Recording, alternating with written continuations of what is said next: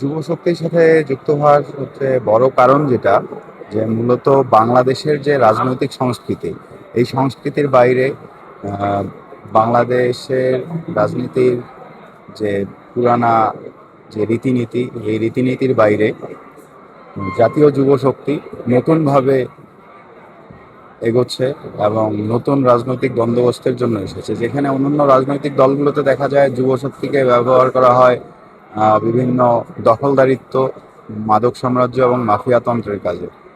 আর এখানে জাতীয় যুব শক্তিকে ব্যবহার করা হচ্ছে একটি দক্ষ এবং যোগ্য সম্পন্ন জনশক্তি রূপান্তর করার জন্য, যার মূল এজেন্ডা সমাজের বৈষম্য এবং সকল ধরনের অনাচার এবং কলুষ মুক্ত করা। এই জায়গা থেকে আসলে মনে হচ্ছিল যে যুবশক্তিতে যোগ দেওয়া প্রয়োজন। জগতে একটি বিশ্বস্ত নাম, শাবাব এথনিক ওয়্যার। এনসিপি গঠিত হওয়ার সময় জাতীয় নাগরিক কমিটি যখন গঠন হয়, তখন থেকে জাতীয় নাগরিক কমিটি থেকে জাতীয় নাগরিক পার্টি হওয়া পর্যন্ত, তারপরে আমাদের যুব উইং যখন তৈরি হয় তখন এসে যুবশক্তিতে যোগ দিই। আর বাংলাদেশের রাজনৈতিক প্রেক্ষাপটের ক্ষেত্রে যুবশক্তির ভূমিকা অতি গুরুত্বপূর্ণ। এখানে আমাদের দেখা যাচ্ছে যে রাজনৈতিক শক্তি হিসেবে এই যুবকদের একটি আলাদা স্বাতন্ত্র্য ভূমিকা আছে।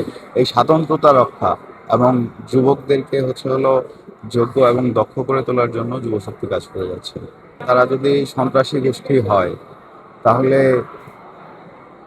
যদি বলতে হয় এই আখ্যা যারা দিচ্ছে, তাহলে বর্তমান সরকারের দায়িত্বে যিনি আছেন তেনা ওনাকেও, তার জনাব তারেক রহমানকেও কিন্তু বিচারের আওতায় নিয়ে আসতে হবে। জামাতের যে আমির আছেন ওনাকেও বিচারের আওতায় নিয়ে আসতে হবে। ছাত্র শিবিরের যে কেন্দ্রীয় সভাপতি আছেন ওনাকেও বিচারের আওতায় নিয়ে আসতে হবে। সবাই যদি সন্ত্রাসী বা জঙ্গি হয়, তাহলে আপনাকে একটা বুঝতে হবে যে এখানে জঙ্গি বা সন্ত্রাসী বলা হচ্ছে দেশের সম্পদ নষ্ট হয়েছে, প্রশাসনের উপর আঘাত হয়েছে, পুলিশ মারা গিয়েছে, এক্ষেত্রে জঙ্গি বলা হচ্ছে।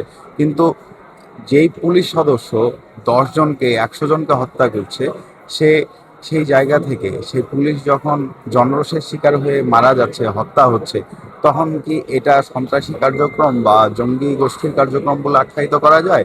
না এটি একটি সংঘর্ষের মধ্যে, একটি অভ্যুত্থানের মাধ্যমে সচরাচর হয়েই থাকে?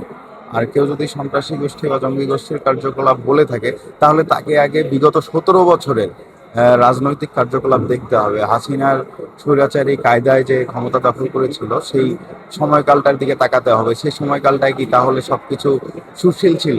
সে সময় মব হয়েছিল, মবের বিরুদ্ধে কেউ কথা বলেনি। সে সময় গুম খুন হয়েছিল, সে সময় কেউ কথা বলেনি। জুডিশিয়াল কিলিং হয়েছিল, এগুলোর বিরুদ্ধে কেউ কথা বলেনি। কিন্তু সে সময় কিন্তু মূলত সন্ত্রাসী কার্যক্রম সংগঠিত হয়েছিল রাষ্ট্রযন্ত্র ব্যবহার করে। কিন্তু এখানে যখন গণ অভ্যুত্থান হয়েছে, গণ অভ্যুত্থানকে বিতর্কিত করার জন্য এই উদ্দেশ্য প্রণোদিতভাবে আওয়ামী স্বৈরাচার গোষ্ঠী এবং কিছু সুবিধাবাদী সুশীল গোষ্ঠী, তারা জুলাইকে বিতর্কিত করার ক্ষেত্রে উঠে পড়ে লেগেছে এবং তারাই জুলাইকে জঙ্গি গোষ্ঠী এবং সন্ত্রাসী কার্যক্রম বলে আখ্যায়িত করছে।